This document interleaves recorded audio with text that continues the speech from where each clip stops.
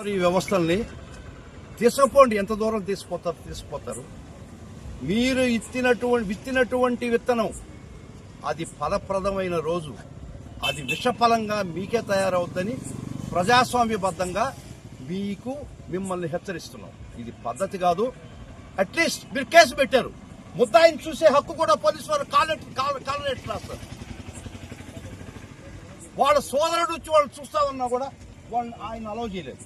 కానీ ఒకటే చెప్పామా మనోహర్ రెడ్డి గారికి, వారు బ్రతికుండారో లేదో, వారు ఏ పరిస్థితులు ఉన్నారో మాకు తెలియదు. ఒకవేళ వారి చేతుల్లో వాళ్ళ ప్రాణాలు కోల్పోతే మనకుండే ఏమి చేయలేమయ్యా, శవాన్ని రేపు తీసుకోదాం అని చెప్పి.